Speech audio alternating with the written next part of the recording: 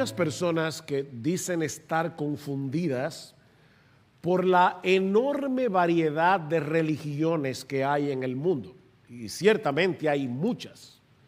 Según el filósofo Kenneth Schuller, existen actualmente 4.200 religiones vivas, sin contar todas las que han desaparecido a lo largo de la historia. Así que visto de esta manera, ciertamente el panorama luce muy confuso. ¿Dónde está la verdad? Sin embargo, cuando lo examinamos con más cuidado, nos damos cuenta que la realidad es muy diferente. Porque todas las religiones del mundo pueden ser agrupadas en una sola creencia común: que el hombre debe alcanzar la salvación, sea como sea que cada una de esas religiones defina la salvación, pero cada hombre debe alcanzar la salvación por medio de su propio esfuerzo. A diferencia del cristianismo, que predica una salvación que recibimos como un regalo de la mano de Dios por medio de la fe. De manera que todo este asunto, que parece tan complicado, se reduce a dos creencias fundamentales, no son 4.221, solo dos creencias fundamentales que se oponen entre sí: salvación por obras y salvación por fe. O estás tratando de ganarte el cielo por tu propio esfuerzo, o descansas enteramente en la obra de Dios a nuestro favor por medio de Cristo. Por supuesto, este principio religioso de la salvación por obras es algo que viene entretejido en la fibra de nuestro ser. Nosotros nacemos siendo legalistas. Todos hemos sido infectados de la pandemia del legalismo, que es 1000 veces peor que la del coronavirus. Esa es la razón por la que el Evangelio resulta tan chocante para tanta gente, que todos venimos de fábrica con la presuposición de que no hay nada gratis en esta vida. Si lo quieres, te lo tienes que ganar. Yo supongo que los más mayorcitos recordarán la película que en América Latina fue titulada La novicia rebelde, título fatal para The Sound of Music, con Julie Andrews y Christopher Plummer. Cuando en la película él finalmente le declara su amor, esta muchacha enamorada comienza a cantar llena de felicidad. Y poniendo aparte, ¿verdad?, la parte romántica de este asunto, lo que ella expresa en esa canción tan dulce, tan romántica, es un manifiesto legalista. Nada sucede por nada. Así que en algún momento de mi juventud o de mi niñez, yo tengo que haber hecho algo bueno. En otras palabras, las cosas no ocurren porque sí. Tiene que haber una conexión entre las cosas buenas que yo hago y las cosas buenas que recibo. Leí en esta semana una de esas frases motivacionales que ahora abundan por las redes, siempre con un marco muy bonito, una foto muy bonita. La frase decía: cada cosa que obtenemos en la vida no llega como un regalo, sino como recompensa al esfuerzo por alcanzarla.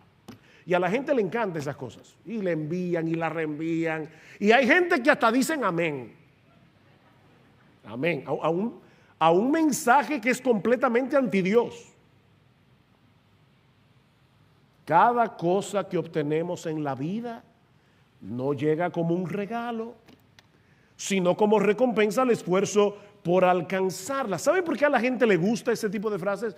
Porque fomentan nuestro orgullo. Todos queremos experimentar, ¿han escuchado esa frase? La satisfacción del deber cumplido. O sea, todos queremos experimentar la satisfacción de ver el resultado de nuestro propio esfuerzo, aún en la salvación. Y es por eso, mis hermanos y amigos que están aquí en esta mañana, que la porción de la carta a los romanos que comenzamos a estudiar la semana pasada, capítulos 9 y 10, es tan relevante.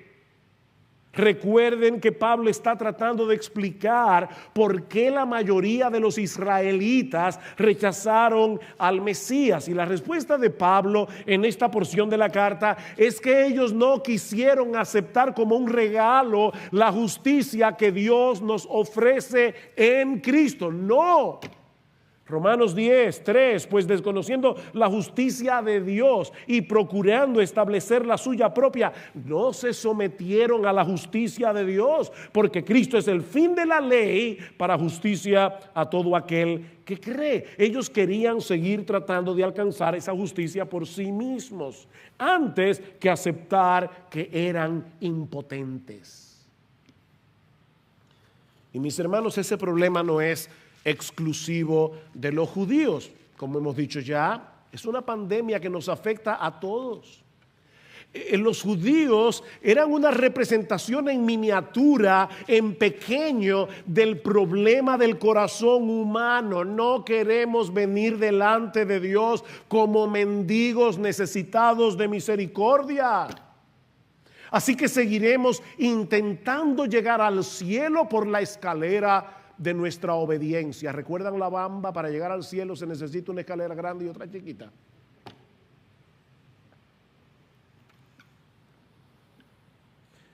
Cristo es el fin de la ley, dice Pablo.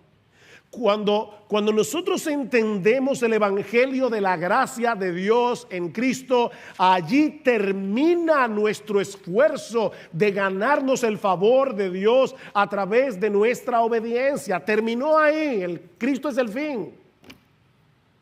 Y de esa manera es que alcanzamos la justicia de Dios. Esa es la paradoja del evangelio.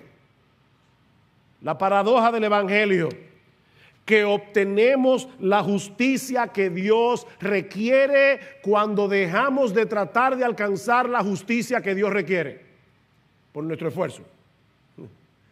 Qué paradójico, ¿verdad? Cuando la aceptamos como un regalo por medio de la fe en Jesucristo. Y eso es básicamente lo que Pablo nos enseña en el pasaje que vamos a estudiar en la mañana de hoy, que es una presentación impresionante del evangelio. ¿Tú quieres aprender a evangelizar? ¿Cómo predicarle el evangelio a los perdidos? Apréndete Romanos 10, 5 al 13. Ahí está todo lo que tú necesitas. Podemos dividir este pasaje en 3 encabezados. Hay por lo menos 3 enseñanzas que nosotros podemos derivar de los versículos 5 al 13. La primera es que lo que era imposible de alcanzar por medio de la ley, Dios lo puso a nuestro alcance por medio de Jesús. Sencillo, ¿verdad? Lo que era imposible de alcanzar obedeciendo a la ley, Dios lo puso a nuestro alcance por medio de Jesús. Vean el versículo 5 otra vez. Porque Moisés escribe que el hombre que practica la justicia que es de la ley, vivirá por ella. Pablo está estableciendo aquí cuál es el principio fundamental de la ley. Hazlo y vivirás. Hazlo y vivirás. Y para demostrar su punto, Pablo cita las palabras de Moisés en Levítico 18:5. Por tanto guardaréis mis estatutos y mis leyes, por los cuales el hombre vivirá si los cumple. ¿Te quieres salvar guardando la ley? ¿Eso es lo que tú quieres? Bien.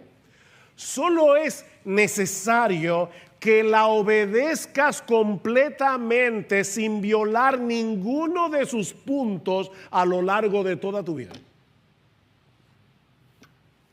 Eso es lo que tienes que hacer. Eso fue lo que Jesús le dijo al joven rico, ¿recuerdan? Cuando vino en Marcos capítulo 10 y le preguntó: Maestro bueno, ¿qué haré para heredar la vida eterna? Ah, tú quieres saber qué es lo que tienes que hacer. Ahí están los mandamientos. Obedécelos. No mates, no cometas adulterio, no hurtes, no digas falso testimonio, no defraudes, honra a tu padre y a tu madre. Tú quieres ganarte el cielo. Bueno, ahí están los mandamientos. Obedécelos.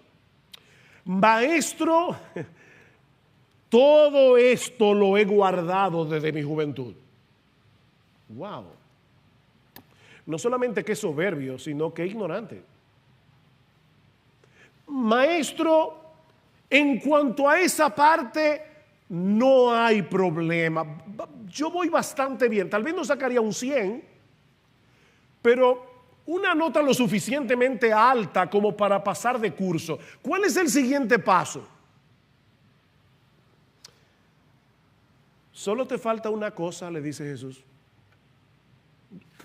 Ya que vas bastante bien, solo te falta una cosa. Mira, vete a tu casa, vende todo lo que tienes y dáselo a los pobres, y tendrás tesoros en el cielo. Y ven y sígueme.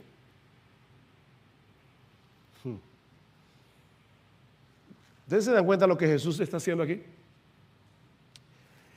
Él está poniendo a prueba a este joven con los dos mandamientos que enmarcan toda la ley, el primero y el último. No tendrás dioses ajenos delante de mí y no codiciarás. Y ahora le está diciendo: mira, si tu Dios no es el dinero, primer mandamiento, no tendrás dioses ajenos delante de mí. Y si tú no tienes problemas con la codicia, el 10º mandamiento, no codiciarás, tampoco vas a tener problemas para vender todo lo tuyo y dárselo a la gente que tiene necesidad. Y dice en Marcos 10:22 que este joven, afligido por estas palabras, se fue triste porque era dueño de muchos bienes. Ustedes ven, mis hermanos, en cierto modo estos dos mandamientos, el 1 y el 10, comprenden todos los mandamientos. La ley es un todo compacto.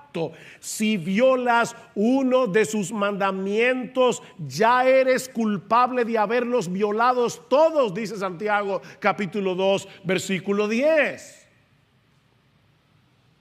Es por eso que Pablo dice en Gálatas capítulo 3 que todos los que dependen de las obras de la ley para salvarse están bajo maldición. Pues escrito está: maldito todo el que no permanece en todas las cosas escritas en el libro de la ley para hacerlas. Así que es imposible alcanzar la justicia a través de la obediencia a la ley. Pero dice Pablo, y aquí está la buena noticia del Evangelio: lo que era imposible de alcanzar a través de la obediencia a la ley, Dios lo hizo accesible para nosotros por medio de Jesús. Y para probar su punto, ¿saben lo que hace Pablo? Aquí hay una, vamos a decir, una santa astucia. Pablo vuelve y cita al mismo Moisés. ¿Ven? Es Moisés contra Moisés. Claro, no es Moisés contra Moisés, es Moisés complementando a Moisés. Pero recuerden que aquí había muchos judíos. Y Pablo les dice: recuerden lo que dice Moisés en Deuteronomio capítulo 30.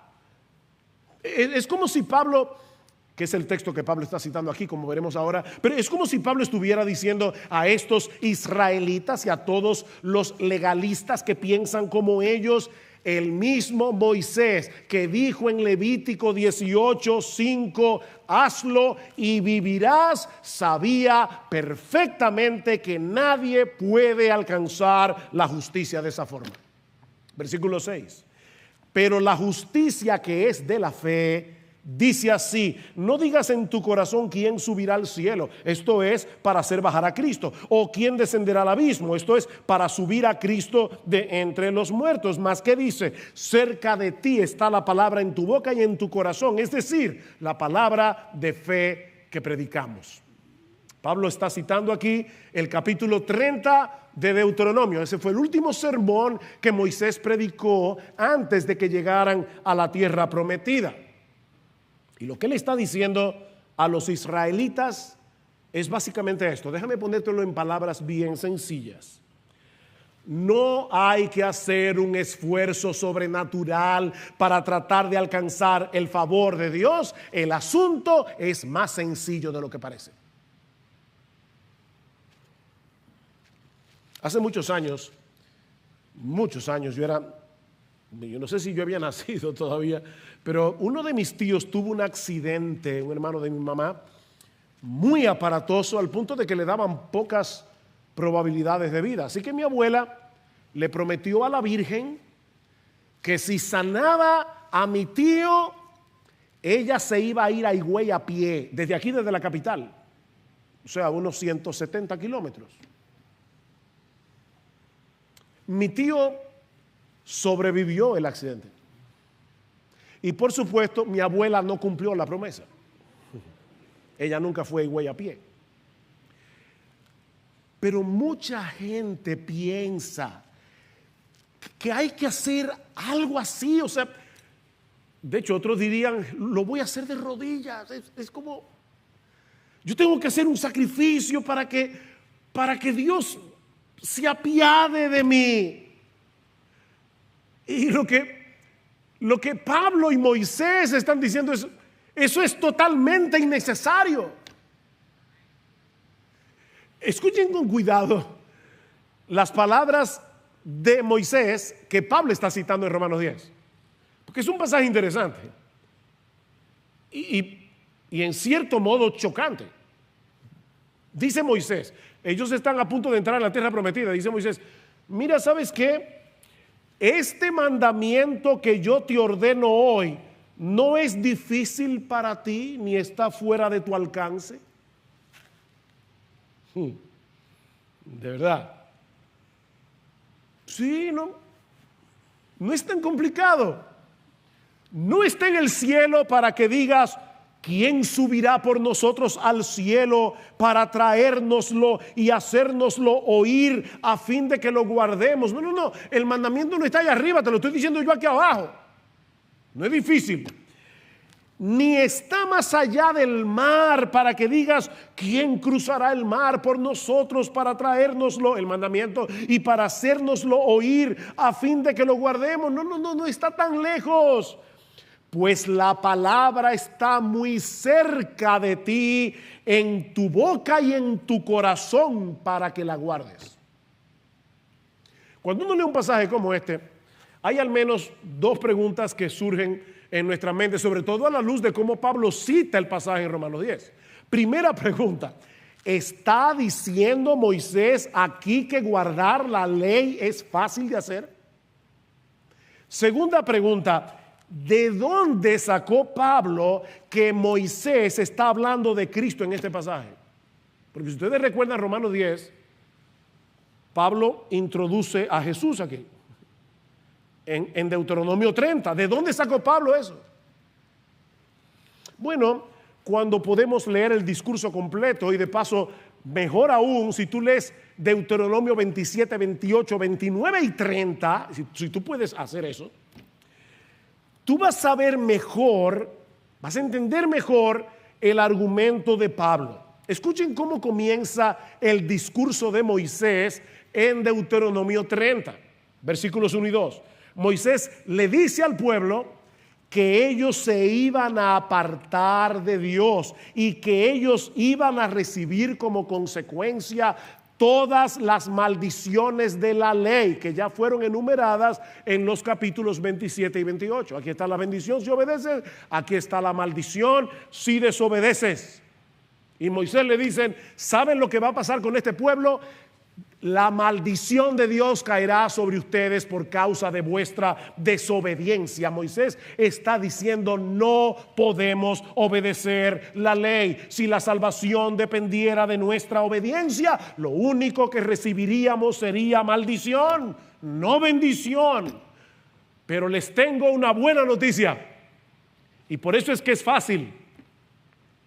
Es fácil. Óyeme bien, mi amigo, si tú estás aquí sin Cristo, en esta mañana, Pablo dice: esta palabra está cerca de ti. La buena noticia es que Dios prometió en Deuteronomio 30 hacer una obra a nuestro favor para que podamos andar en sus caminos. Dice en Deuteronomio 36: además el Señor tu Dios circuncidará tu corazón y el corazón de tus descendientes, para que ames al Señor tu Dios con todo tu corazón y con toda tu alma, a fin de que vivas. Y yo sé que este es un lenguaje extraño para muchos aquí, pero la circuncisión del corazón no es otra cosa que la obra que hace Dios en el corazón humano, libertándolo de la esclavitud del pecado para que nosotros podamos andar en obediencia. Eso es la circuncisión del corazón. Y es aquí precisamente donde Cristo entra en la escena, porque Pablo sabe que Dios cumplió esa promesa por medio de la obra de Cristo en la cruz del Calvario. Colosenses capítulo 2, versículo 11: en él también fuisteis circuncidados con circuncisión no hecha a mano, al echar de vosotros el cuerpo pecaminoso carnal en la circuncisión de Cristo. La circuncisión del corazón que Dios le prometió a Israel en Deuteronomio 30 ya la cumplió por medio de la persona y la obra del Señor Jesucristo. Así que donde quiera que Pablo lee en Deuteronomio 30, tienes que guardar la ley, él mete a Jesús. Ya Jesús lo hizo. Ya Jesús lo hizo. Es fácil porque ya Jesús lo hizo. Es fácil porque la parte que era imposible la hizo él. Ese es el punto aquí. Así que ya Dios hizo por nosotros todo lo que había que hacer para que pudiéramos alcanzar el estándar de justicia exigido por la ley. Él envió a Jesucristo al mundo para que obedeciera perfectamente la ley y luego muriera en la cruz del Calvario por todas nuestras desobediencias. Él recibió la maldición. Así que ya no tenemos que buscar una escalera para subir al cielo y bajar de allá al Salvador. No, ya Dios lo bajó. Es lo que Pablo dice. Tú no tienes que subir al cielo, porque ya Cristo bajó del cielo, ya Dios lo envió. Tampoco tienes que ir al abismo para sacar a Cristo de la tumba, porque ya Jesús resucitó. Dios el Padre lo levantó de los muertos. Ya Dios lo hizo. Él envió a Cristo y Él lo resucitó. ¿Ven el punto?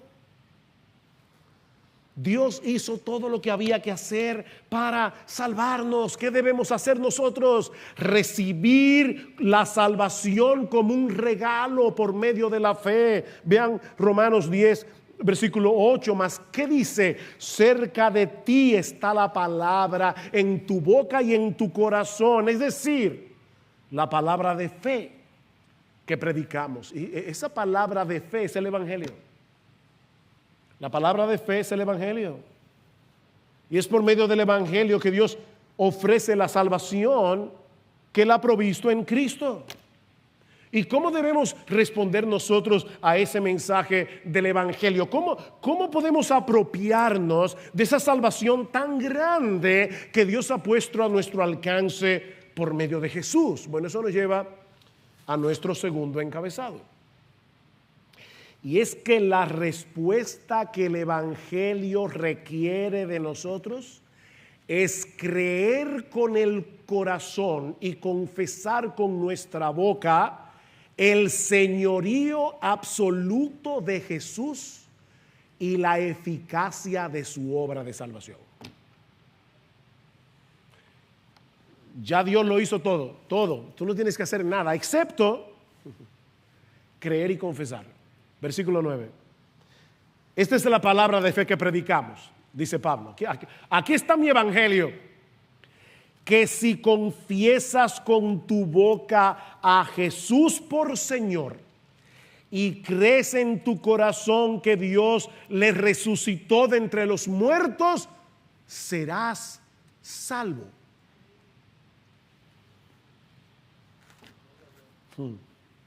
Este es probablemente uno de los textos más citados por los creyentes cuando tenemos que compartir el evangelio con otros, y con razón. Ya Dios hizo en Cristo todo lo que había que hacer para salvarnos. ¿Qué debemos hacer nosotros? Creer con el corazón y confesar con la boca. La fe del corazón es el requisito fundamental. La salvación es por gracia, dice Pablo, por medio de la fe. Pero hay que confesar con la boca. Creer y confesar, no porque son dos requisitos. Es uno solo, creer. Pero la confesión verbal es lo que hace evidente la fe del corazón. Ese es el punto. Todo el que cree con el corazón lo confiesa con la boca. Miembros de Iglesia Bíblica del Señor Jesucristo, escúchenme bien. No hay cristianos de la secreta. Eso no existe. El que cree con el corazón inevitablemente lo confiesa con la boca. El verdadero cristiano es aquel que se identifica públicamente con Jesús. No se avergüenza. Yo me acuerdo cuando mi mamá se convirtió, nadie la paraba. Era una cosa increíble. A veces, yo me acuerdo que llegó a pasar que a casa llamaron equivocado y mi mamá le decía, mira, tú llamaste aquí equivocadamente, pero no fue por error, porque yo tengo algo que decirte. Y le predicaba el evangelio. Y yo me acuerdo en una ocasión, yo no estaba ahí, pero ella nos lo contó. Ella estaba en un salón y, como era su costumbre, comenzó a predicar. Y había una persona que ahora es miembro de nuestra iglesia desde esa época. No voy a decir su nombre, pero si ella está aquí o lo está viendo, sabe quién es. Esta persona tenía un hermano que era pastor. Y eran personas de una buena posición económica. Y ellos se avergonzaban de tener un hermano pastor, un hermano que fuera evangélico. Y ella se acercó a mami al final y le dijo, ven acá, ¿cómo tú te atreves a decir públicamente que tú eres cristiana? Y ahí mi mamá le predicó. Y esa hermana está aquí sentada, o no sé a dónde está, si por el coronavirus, pero tiene más de 40 años siendo miembro de esta iglesia. Dice el Señor en Mateo capítulo 10, versículo 32, todo el que me confiesa delante de los hombres, yo también le confesaré delante de mi Padre que está en los cielos. Pero cualquiera que me niegue delante de los hombres, yo también lo negaré delante de mi Padre que está en los cielos. El verdadero creyente no se avergüenza de su Señor. A mucha honra. Soy cristiano. Lo confiesa con la boca. Y por si acaso, Pablo no está hablando aquí de la confesión que hacemos en un momento, cuando hacemos profesión de fe o el día que nos bautizamos. Hay iglesias que toman este texto y dicen, tienen que confesar con tu boca, así que levanta tu mano, ven al frente. No, no tienes que hacer nada de eso. Pablo no está hablando de la confesión de un día. Pablo está hablando de un estilo de vida. El creyente vive creyendo y confesando que Jesús es el Señor. Eso no es un momento de su vida. ¿Y qué es lo que los cristianos creen y confiesan? Bueno, Pablo dice en primer lugar que Jesús es el Señor. Y esa es otra forma de decir, nosotros creemos que Jesús es Dios. El nombre Jesús, Yehoshua, significa Jehová salva. ¿Recuerdan cuando José estaba elucubrando si dejaba en secreto a María cuando supo que estaba embarazada. Y dice que un ángel del Señor se le apareció en sueños y le dijo, no. Lo que en ella es engendrado del Espíritu Santo es, y llamarás su nombre Jesús, porque Él salvará a su pueblo de sus pecados. Jesús. Así que el verdadero creyente es aquel que cree que Jesús es el Dios encarnado que vino al mundo a salvar a su pueblo de la esclavitud y condenación del pecado. Óyeme bien, mi amigo, el que no cree que Jesús es Dios va camino al infierno. El que no cree que Jesús es Dios, la segunda persona de la Trinidad, va camino al infierno. Los testigos de Jehová están incluidos aquí. Los mormones están incluidos aquí. Todas las sectas que niegan la divinidad de Jesús están incluidas aquí. Para salvarse hay que confesar que Jesús es Dios. Pero no se trata meramente de asentir con nuestro intelecto, yo creo que Él es Dios. No, esta frase Jesús es el Señor implica también que el verdadero cristiano es aquel que ha levantado su bandera blanca de rendición y se ha sometido a Jesús como el soberano de su vida. Jesús es el Señor. Este es el título que se usaba en el Antiguo Testamento para referirse a Jehová. De manera que es otra referencia a la divinidad de Jesús. Pero también es un término que significa soberano, amo, gobernante, dueño. Jesús es el Señor. Así como no se puede ser cristiano sin reconocer que Jesús es Dios, tampoco se puede ser cristiano sin someterse a Él como Señor, como aquel que posee plena autoridad sobre todas las áreas de nuestras vidas. Muchos cristianos evangélicos en el día de hoy suelen enfatizar el hecho de que Jesús es nuestro Salvador. Y ciertamente Él es nuestro Salvador. Pero el título que se usa predominantemente en el Nuevo Testamento para referirse a Jesús no es Salvador, es Señor. En el libro de los Hechos es donde nosotros encontramos a los apóstoles predicando el Evangelio. ¿Tú quieres saber cómo se predicaba el Evangelio en el primer siglo? Lee el libro de los Hechos. ¿Sabes cuántas veces aparece la palabra Salvador en el libro de los Hechos? ¿Cuántas crees? 10, 5, 2 veces. ¿Sabes cuántas veces aparece la palabra Señor en el libro de los Hechos? 92 veces.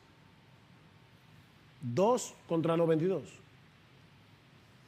Y si lees el Nuevo Testamento completito, desde Mateo 1 hasta Apocalipsis 22, ¿sabes cuántas veces aparece la palabra Salvador en el Nuevo Testamento entero para referirse a Jesús?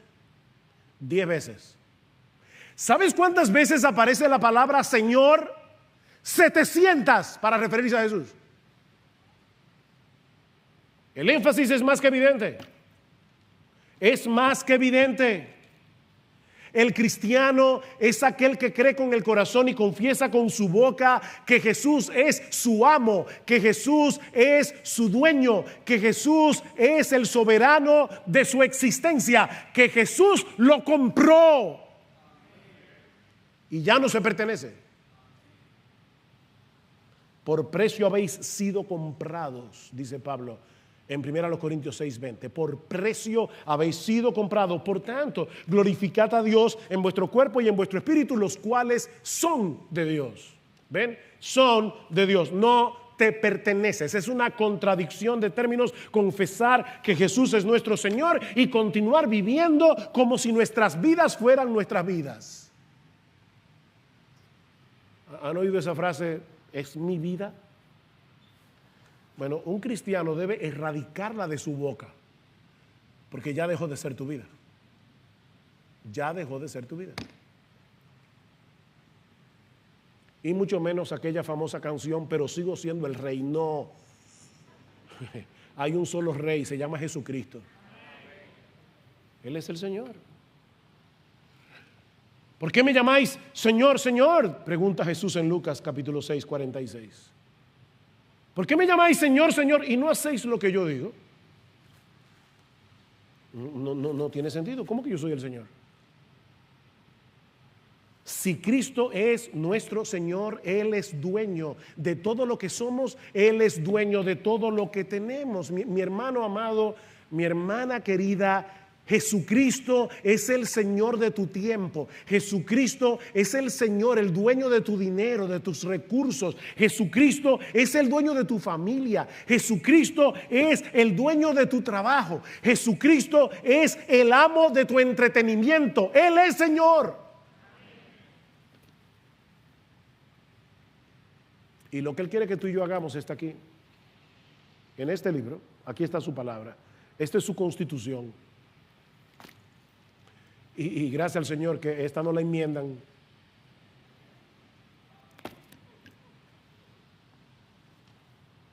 Es por eso que el llamado de Jesús es a morir.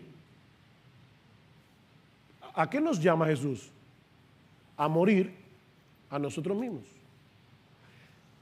Y decía a todos, Lucas 9:23, si alguno quiere venir en pos de mí, niéguese a sí mismo. Tome su cruz cada día y sígame. Cada día. Y la cruz, por si acaso, no es ponte un crucifijo. No. Si quieres ponerlo en un lenguaje moderno, es métete en la cámara de gas todos los días y mata tu yo ahí. ¿Y por qué todos los días? Porque a nosotros se nos suele olvidar quién es nuestro Señor. Y tengo que recordárselo a mi alma todos los días. Porque debido al pecado que mora en mí, al egoísmo que mora en mí, al orgullo que mora en mí, yo quisiera muchas veces quitarme los clavos y bajarme de esa cruz. ¿O solo me pasa a mí?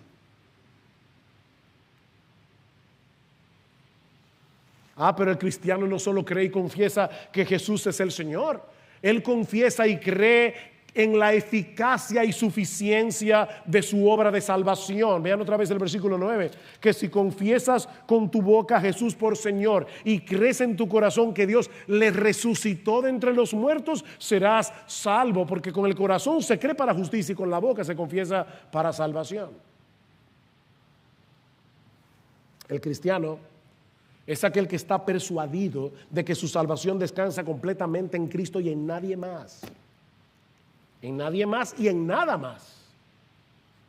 En nadie más y en nada más. Cuando Dios el Padre resucitó a Jesús de entre los muertos, Él estaba proclamando que nuestra deuda había sido completamente saldada, que ya no tenemos cuentas pendientes en el tribunal de Dios. Consumado es, dijo Jesús. La deuda está paga. Nadie se puede salvar, nadie, a menos que crea de corazón en la eficacia y suficiencia de la obra redentora de Cristo. No, mi amigo, no hay que hacerte misa después que te mueras. Ya Cristo pagó. Un solo sacrificio, dice Hebreos 10. Un solo sacrificio fue suficiente. Ya Cristo pagó. Eso es exactamente lo mismo que Pablo había dicho al final del capítulo 4. Luego de afirmar que Abraham creyó y le fue contado por justicia, dice Pablo en Romanos capítulo 4 versículo 23, y voy a leer aquí de la Reina Valera, y no solamente con respecto a él se escribió que le fue contada, sino también con respecto a nosotros, a quienes ha de ser contada, esto es, a los que creemos en el que levantó de los muertos a Jesús, Señor nuestro, el cual fue entregado por nuestras transgresiones y resucitado para nuestra justificación. Él murió por nuestros pecados y Dios los resucitó para declarar públicamente que ya habíamos sido justificados. porque el justo murió por los injustos. ¿Tú crees eso? Porque tu fe será contada por justicia. Tu fe será contada por justicia. Al que no conoció pecado, Jesús, por nosotros Dios lo hizo pecado para que nosotros fuésemos hechos justicia de Dios en él. ¿Tú crees eso? ¿Se dan cuenta, mis hermanos y amigos que están aquí en esta mañana, que no hay que hacer un esfuerzo sobrehumano para salvarse? Solo tenemos que aceptar como un regalo. Óigame, que es un regalo. Aceptar como un regalo lo que ya Dios hizo por medio de Jesús. Y precisamente porque es por fe, está disponible para todos sin distinción, porque es por fe. No es por raza, no es por posición económica, no es por estatus social, no es si tú eres educado o analfabeto, es por fe. No hay que ser un genio para creer. Es por fe. Y esto nos lleva a nuestro tercer encabezado, que veremos mucho más brevemente. Y es que la salvación que el Evangelio anuncia ha sido puesta al alcance de todos sin distinción. De todos. Por medio de la fe. Lean el versículo 11. Pues la Escritura dice: todo el que en él cree no será avergonzado, porque no hay distinción entre judío y griego, pues el mismo Señor es Señor de todos, abundando en riquezas para con todos los que le invocan, porque todo aquel que invoque el nombre del Señor será salvo. Pablo enfatiza la misma verdad una y otra vez en estos 3 versículos. ¿Qué es lo que Pablo está enfatizando? Que la promesa es para todos sin distinción. Versículo 11. Vuelve a citar Isaías 28:16, que ya citó en Romanos 9:33, perdón. Solo que ahora, escuchen, Pablo cita el mismo texto que citó hace unos versículos atrás, pero esta vez le incluyó la palabra todo. Todo. Todo el que en él cree no será avergonzado. Todo el que en él cree será vindicado en el tribunal en el día del juicio. Dios va a decir: inocente, sin culpa, justo. Versículo 12 dice explícitamente que en lo que respecta al Evangelio no hay distinción alguna entre judío y griego, pues el mismo Señor es Señor de todos y abunda en riquezas para todos los que le invocan. ¿Ven la insistencia de Pablo? Todos. Y finalmente en el versículo 13 cita Joel capítulo 2 versículo 32, donde encontramos esta extraordinaria promesa evangélica: todo aquel que invocare el nombre del Señor será salvo. Y es evidente por el contexto que el Señor del que Pablo está hablando aquí es Jesús. Recuerden, si confiesas con tu boca que Jesús es el Señor, todo aquel que invocare el nombre del Señor. ¿Quién es el Señor? Jesús es el Señor. ¿Y por qué yo insisto en eso? Porque el texto de Joel habla de Jehová. Lo que dice el texto de Joel en el Antiguo Testamento es: y todo aquel que invocare el nombre de Jehová. ¿Ven otra vez cómo Pablo insiste que Jesús es Dios?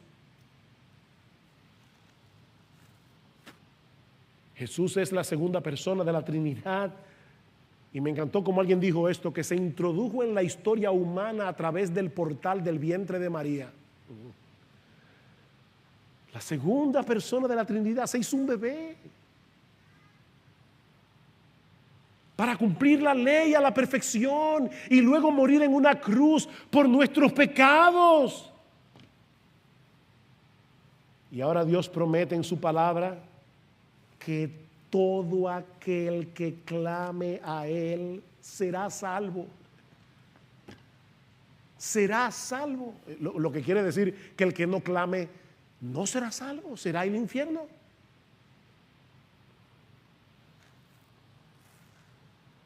Y enfatizo una vez más estas 2 palabras: todo aquel. Todo aquel. Aquí no dice todo aquel que tenga la certeza de haber sido elegido, Olvídate de eso. No es que te olvides de la elección, es que tú no tienes que saber si fuiste elegido o no. Ese no es tu problema, ese es el problema de Dios. El tuyo es responder al Evangelio. Aquí no dice todo aquel que se haya guardado de enlodarse con pecados escandalosos, no. De paso, tampoco dice todo aquel que sí se enlodó, porque hay gente que cree que el Evangelio es para los borrachos, los drogadictos, las prostitutas. No. Todo aquel significa todo aquel. Y es para todos porque todos necesitamos la salvación que Dios nos ofrece en Cristo. Todo aquel. La promesa es para todos los que invocan su nombre. ¿Y qué significa invocar el nombre del Señor? Creer. Mira, cuando tú llegaste a la iglesia, yo sé que esto es una comparación que no es del todo correcta, bueno, es correcta, pero no enmarca todo lo que es creer. Pero cuando tú llegaste a la iglesia, tú te sentaste en esa silla. Y yo estoy seguro que tú hiciste una prueba a ver si era suficientemente fuerte como para que tu peso no rompiera. Tú te sentaste simplemente. Tú creíste que esa silla podía con tu peso. Es confiar, descansar, es creer. Y es evidente que invocar aquí es sinónimo de creer. Si confesares con tu boca que Jesús es el Señor y creyeres en tu corazón, serás salvo. Versículo 11, pues la Escritura dice, todo el que cree en Él, el que cree no será avergonzado. Y ahora la explicación, porque no hay distinción entre judío y griego, pues el mismo Señor es Señor de todos, abundando en riquezas para con todos los que le invocan. Ven, creer, invocar, sinónimo, versículo 14. ¿Cómo pues invocarán a aquel en quien no han creído? ¿Qué es invocar el nombre del Señor? Es creer. Es creer. Mi amigo, clámale a Jesús que te salve. Mi amigo, yo te ruego de verdad, de corazón, pídele que te rescate. Eso es invocar, Señor, auxilio. Señor, voy camino al infierno, a un infierno eterno, eterno. Hace mucho que yo no uso esta ilustración, así que me van a excusar los más viejos, la voy a usar otra vez. ¿Saben lo que significa eternidad? Eternidad. ¿Tú te das cuenta del peligro en el que tú estás? Alguien decía, mira, si tuviéramos aquí una montaña de arena del tamaño del monte Everest y un pajarito viniera cada 1000 años y tomara en su pico un grano de arena de esa montaña y la trasladara a otro lugar 1000 años cada vez, cuando ese pajarito haya logrado traspasar el monte completo, no habrá pasado un segundo de la eternidad. Un segundo. Eternidad. Yo quiero que esa palabra retumbe en tu corazón. Señor, sálvame. Por favor, rescátame, Señor. Oh, perdóname, auxilio, Señor. Por favor, Señor. Ten misericordia. Oh, Cristo, pongo mi confianza en ti, en que tú hiciste todo lo que se requiere para que yo pueda ser perdonado. Perdóname, Señor, rescátame. Aún cambia mi corazón de piedra. Oh, ayúdame en mi incredulidad, Señor. Mi amigo, tú no tienes que hacer un montón de cosas heroicas para tratar de convencer a Dios con tu esfuerzo de que estás tratando en serio de alcanzar su favor. No, lo único que debes hacer es dejar de esforzarte y confiar por completo en la obra sobrenatural que Él llevó a cabo a través de la vida, muerte, resurrección y ascensión de nuestro precioso Salvador.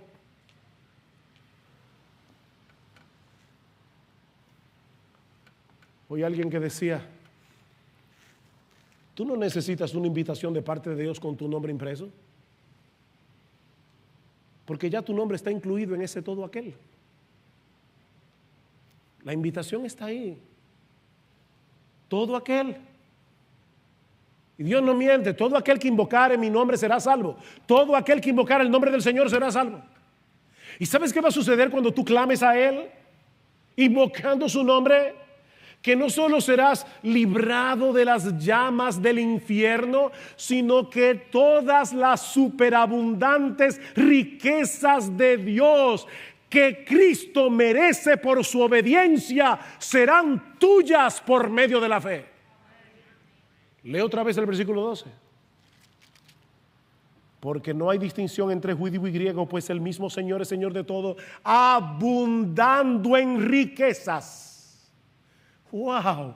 Gloria al Señor. Cristiano, alaba al Señor. Nosotros somos los herederos de Jesús. Sus riquezas ahora son nuestras por medio de la fe. Abundando en riquezas para todos los que le invocan. ¡Wow! ¡Qué hermoso! Oh, mi amigo, de verdad te lo ruego, pídele a Jesús que te rescate del poder, de la esclavitud, de la condenación del pecado. Pídeselo.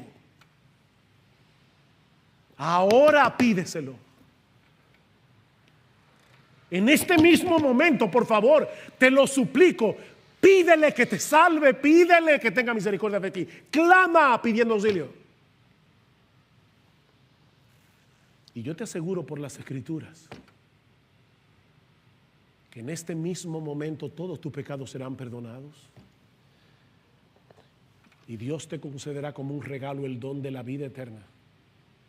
Solo por gracia, solo por Cristo, solo por medio de la fe.